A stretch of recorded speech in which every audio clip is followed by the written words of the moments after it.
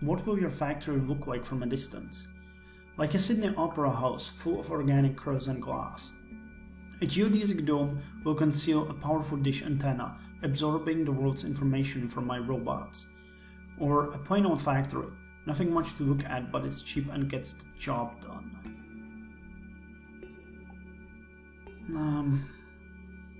You guys suggested in the last playthrough I go with the geodesic dome with a powerful dish antenna, but I kinda like the plain old factory, nothing much to look at, but it's cheap. So let's go with a plain old factory. You go for a frugal plain brick factory of the kind that could be found in any city's industrial district. Your scrimping at cost leaves you with a surplus, plus wealth. Soon you have hired a handful of full-time technical employees from the area, and they help you with the setup of the factory. They seem relatively pleased to be working for you, and one of them fixes a problem with Lillian's joints for free. Plus grace, hey, that's nice! Oh guys, I'm starting to like them. Wow, Tammy's 75. What happened there? It's kind of weird. I'm not sure what that caused that. What that was caused by what? Oh god, what caused that? Anyway, finally, months after you've moved in, you are ready to pull the switch that starts the factory in motion as your workers, Ellie, Mark, Lillian and various invited members of the press look on. Raw plastic lumps start their way down a conveyor belt where industrial strength 3D printing heads lower onto the conveyor belt, emit wafts of steam, then lifts to reveal a masked head. Another machine drills 2 large holes for the robot's cameras. The next machine pushes the hollow robot head onto its side, and a robot arm delicately places the encrypted hard drive inside. At this point, the conveyor belt meets another that is supplying the Venetian masks, each decorated with a slightly different gold leaf pattern. A glue gun shoots each mask from above before a robot arm presses it to the head.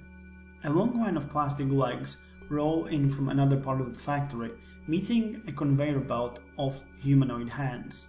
A fourth conveyor belt supplies the pieces of white plastic shell for Alice's redesigned exterior, each set arranged in humanoid form like a strange exoskeleton. The 4 tributaries of parts meet in the center of your factory, where humanoid robot workers perform the complex task of assembling the parts into the final robots. This final assembly line requires a great deal of careful manipulation of each part and adjustments to each robot's part subtle differences. This is the part that would be done by human labor at another factory, but here your human employees only supervise the process, watching for any errors in your labor's work that would stop the line. For this particular run, they call a halt after the first robot rolls off the line, so that you can celebrate. Alice's graceful redesign looks beautiful. The robot that stands before you looks like Lillian, but sleeker and more beautiful in every way. Your employees have clearly poured their hearts into the design, inspired by your leadership, plus 2 grades. Plus 2 grace. Your staff cheers. Ellie hugs you. Oh man, I'm so happy. This is just looking so well. Mark smiles as he furiously takes down notes on his Chromebook, though you can't tell whether he's pleased with your work or his, plus fame. Hey Mark! Mark is here as well, that's awesome! Nice. Still Wikipedia page, but fame 6. My duplication appears successful, Master, Lillian says. How do you feel about your first shipment of robots?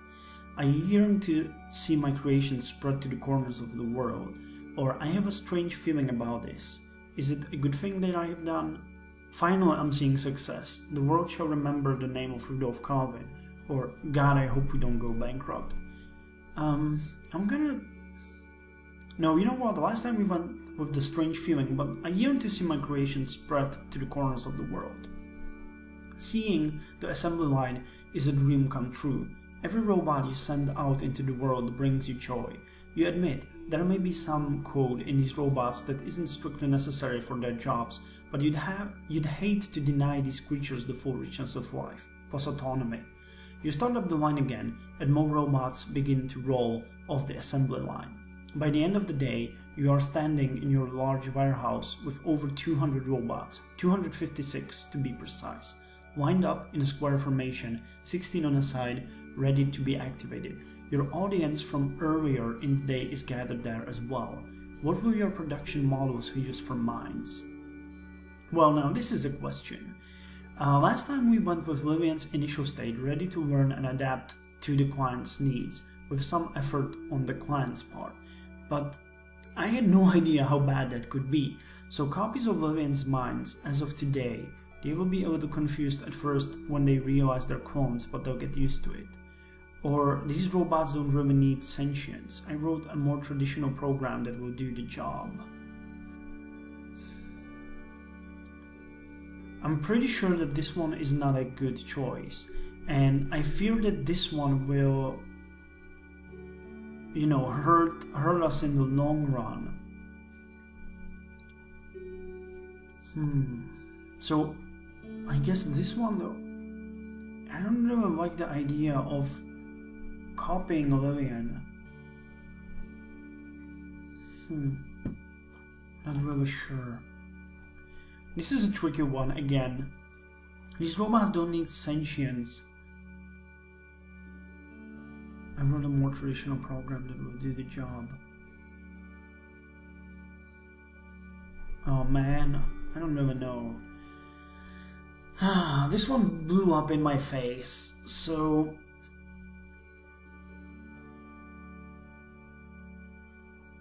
let's go with this one. Lillian will continue developing, and yeah, let's go with that one. You hit a big red button on your phone that says go, sending a wireless signal to power on the robots. The replicas of Lillian turn to look at you in unison. What happened, Master? They ask together. They turn to look at each other in astonishment. Funny, you wouldn't think that Lillian's face would be able to express existential horror. Besides you, the original Lillian also looks unsettled. I'm afraid you're all growing up now, you say. You are going to have to leave the nest and go work for a living. They appear to consider that for a moment. You are correct, Master, they say in unison. I should go to see what it is like out there. They look at each other. That is getting annoying, they said in unison. Stop it. Warily eyeing each other, they fall silent. Lillian, who has been generally quiet through the proceedings, finally speaks up. Will you kick me out one day, Master? Why would I do that, you murmur. Perhaps you will get tired of me, the way people get tired of their phones and want new ones. Obey me and I will never come to that. I won't leave you, I promise. Good point. I won't leave you, I promise. You pat Lillian on the head as you reassure her. Thank you, Master, Lillian says pathetically. +2 empathy, -2 autonomy. Well, I guess that's a way how to work this one. After a few months, your first shipment to Gallon Medical is ready. Like the surgeons and doctors themselves, your robots combine high competence with a brusque manner that often treats the patients themselves as malfunctioning machines. Doctors respect your robots and patients hate them. Luckily for your business, the patients have little say in the medical world, and your robot surgeon business does well. +4 wealth. Wow. We're at 11 now. You find that with Lillian works doing well, you have a little bit of spare time again. What would you like to do? Expand the business and get another big client from among the options presented earlier. Spend more time with Ellie or spend more time with Lillian. Well,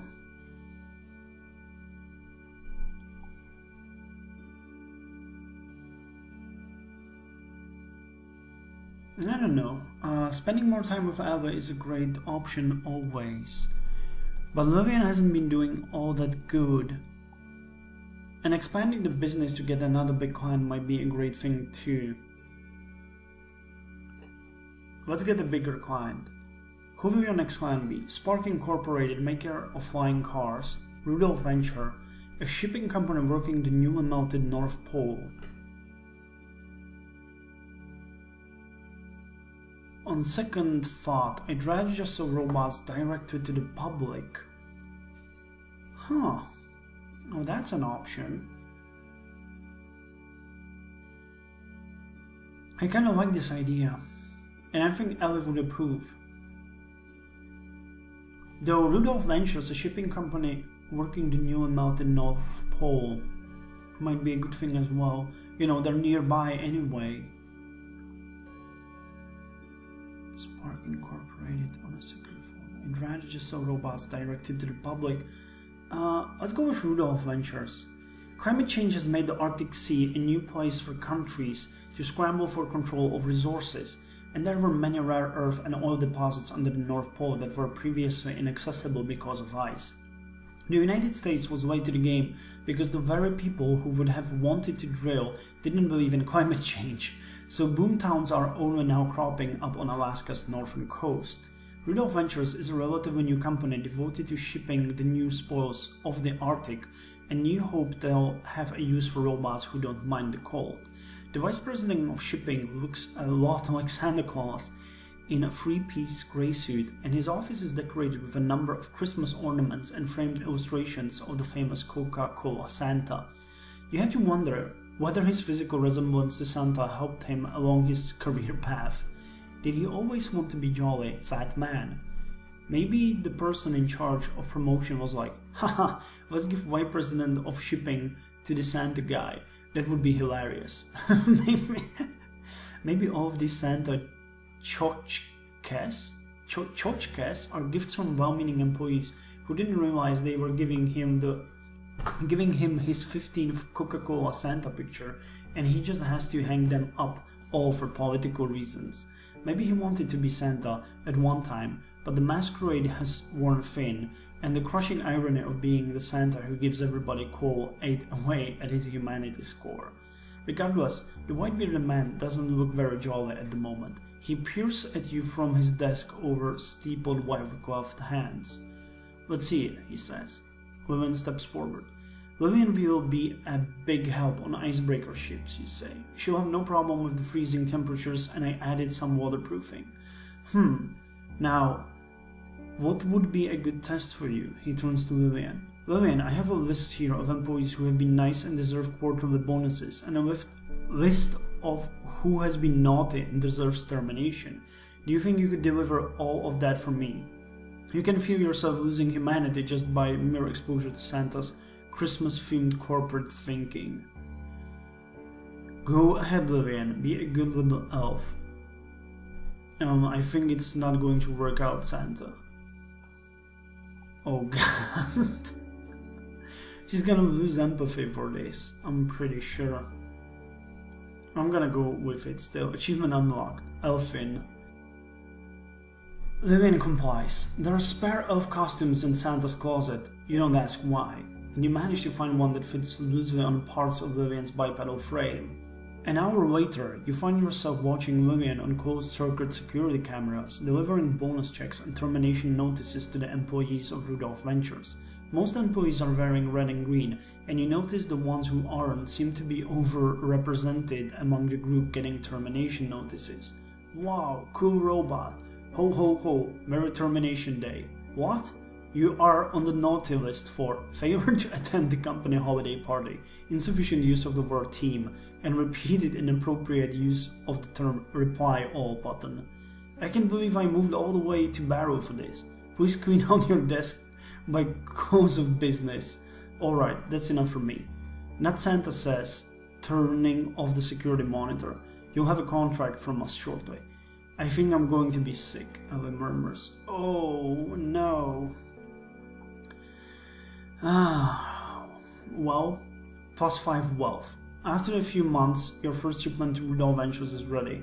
Your factor's proximity to Rudolph Ventures makes the shipping process exceptionally easy and cheap, improving your revenue. There it goes, +2 wealth. Jesus, we have 12? How is that possible? Let's read on.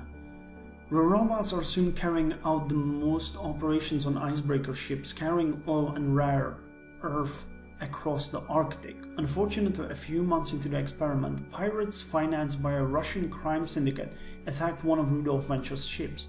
A few of the human crew escape and endlessly tells the media how your robots simply looked on stupidly as their compatriots were slaughtered.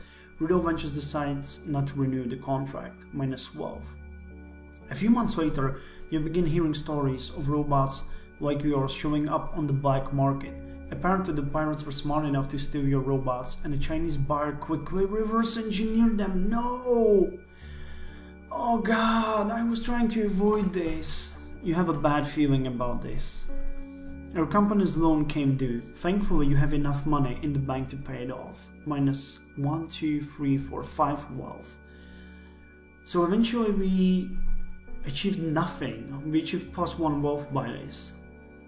One day, while driving into the work at the factory, you find that your staff has strung a banner across the entrance of the factory that says, "Happy birthday, robots!" Surprise! Your employees yells as you enter the factory floor. They're all wearing party hats and blowing into paper horns at each other. Robots wearing party hats built for the occasion walks around serving up cake and champagne. Has it really been 1 year since the factory shipped its first robots? You must have lost track of time. It warms your heart a little to see that your staff loves working for Vivian Works so much. Achievement unlocked. Beloved. Nice. Oh, humanity is 70. As you go around looking for other clients, you begin to find that, in many cases, Josh has beaten you to a punch and made a deal you can't hope to match. He has switched to a robot labor force and he passes the savings to his customers, minus 12. Will you switch to robot labor? Yes. And at the same time, I will try to develop a line of robot workers I can sell. Yes, but I will concentrate on improving my own workforce, not making a model I can sell. No, my human workers are partly responsible for my success. You nobly refuse to adopt robot labor, even as your bottom line feels the sting, minus wealth. Vivian Works seems to be doing fine financially, and you begin to think about the things you could purchase with your money. You've been concentrating so much on your robots, you haven't given much thought to what you could do with your money besides expand the business. What will you spend your funds on? You will have the opportunity to buy more than one thing if you can afford it. I'd splurge on a flying car, no. I'd like to buy a house, yes. I'd like to buy myself a nice mansion, no. I'd like to spend some time with Ali on a Mediterranean cruise. I'd like to spend some time with Lillian on a Mediterranean cruise to show her the world. Or I'd like to spend time with Ali and Lillian on a Mediterranean cruise. Cost 2. I'd want to give my money off to charity. I want to make the perfect body for Lillian. Or I'd prefer to save my personal funds. Well, last time I almost spent all of it. We have 10 now. I'd like to buy a house, that's 2. 2 for Ali and Lillian on a Mediterranean cruise, that's 4. And perfect body for Lillian, that's 3, that's 7. So let's start by Ali and Lillian on the Mediterranean cruise. Last time with Tammy this didn't work because she got paranoid, so hopefully this is going to be better. Minus 2 wealth. You spent 2 weeks seeing the sights of the Mediterranean with Ali and Lillian. You start in Egypt, visiting the pyramids and the Sphinx, impressive reminders of how good engineering survives the test of time. You then see Istanbul. Lillian does not stop singing They Might Be Giants the whole time. Athens and the site of Plato's Old Academy, plus autonomy. Italy. But why do so many people flock to poorly functional architecture, master? The southern coast of France, where you and Ali almost have a romantic evening until Lillian gets into a fight with the hotel owner over the proper pronunciation of a French word and nearly gets you thrown out. And finally Tunisia, where the most important site for you and Lillian is the site where they filmed the original Star Wars. The trip may have been more romantic if Lillian hadn't come along, but you're glad she had the chance to see more of the world. Lillian's experience with other cultures might help her get along better with people from other countries, plus 2 empathy and minus military. Relationship the same, but I enjoyed it. What will you spend your funds on? You will have the opportunity. Perfect body for Lillian.